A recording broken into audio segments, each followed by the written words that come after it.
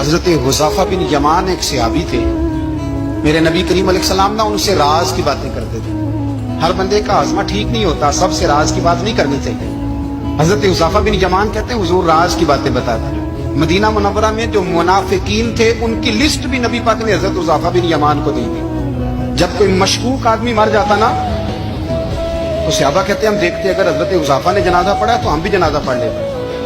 نبی پاک نے بھی کچھ جنازے نہیں پڑھے، ترمذی میں ہے، فرمایا عثمان سے جو بغض رکھے اس کا جنازہ نہیں پڑھیں گے۔ حضرت حذیفہ بن یمان اگر جنازہ پڑھتے تو لوگ پڑھتے، وہ نہ پڑھتے تو لوگ جنازہ نہ پڑھتے۔ حضرت حذیفہ بن یمان کہتے ہیں جناب عمر فاروق کی خلافت کے آخری ایام تھے، کچھ دنوں کے بعد وہ شہید ہو گئے۔ فرماتے آدھی رات کا وقت تھا، میں گھر میں سویا تھا بڑا بے فکر، اچانک میرے دروازے پہ دستک ہوئی، میں گھبرا کے اٹھا، اتنی رات کو کون آیا؟ اتنے قربان جاؤں، دروازے پہ گیا تو امیر المومنین فاروق اعظم دروازے پہ۔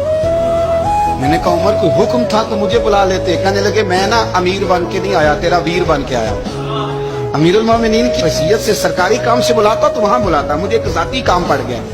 کہتے میں نے عمر کو گھر کی اندر بلا کے چارپائی پہ بٹھایا، میں نے کہا حضور میں غریب آدمی، میں کیا آپ کے کام آ سکتا ہوں؟ تو کہتے انہوں نے نا مجھے ساتھ بٹھا لیا، پھر میرا ہاتھ پکڑ لیا، کہنے لگے تو عمر کو جانتا ہے؟ عمر جھوٹ نہیں بولتا۔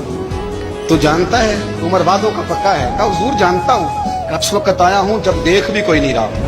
حضرت حذیفہ بن یمان کہتا ہوں پریشان ہو گیا، حضور پہلیاں نہ بجھوائے، مہربانی کر بتائیں کدھر آئے ہیں؟ حضرت عمر فاروق فرمانے لگے 62 سال کا ہو گیا ہوں، 63 میں چل رہا ہے، داڑھی سفید ہو گئی ہے، بل پک گیا، اٹھ فریدہ ستیا، داڑھی آ گئی دور، اگا نیڑے آ گئے، پیچھا رہ گئی دور، اب نا اب قبر اشر کا معاملہ صاف نظر آنے لگا ہے۔ کہا حضور مجھ سے کیا چاہتے ہیں؟ حضرت عمر رو پڑے، کہنے لگے آج میں عشاء کے بعد نکلا ہوں تو نبی پاک کے صحابہ مجھے نیک کہہ رہے تھے، پھر میں نے بچوں کی ماں سے اور بچوں سے بھی پوچھا ہے، وہ بھی مجھ سے راضی ہیں۔ اور حذیفہ تیرے ساتھ نبی پاک راز کی باتیں کرتے تھے، سچ بتا کہیں عمر کا نام منافقوں میں شامل تو نہیں؟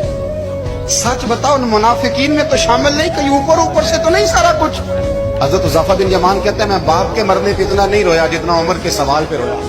میں قدموں میں بیٹھ گیا، میں نے کہا نہیں عمر یہ تو میں نے نہیں سنا، لیکن یہ میں نے نبی پاک سے ضرور سنا ہے کہ میرے بعد اگر کوئی نبی ہوتا تو عمر ابن خطاب ہوتا۔ یہ میں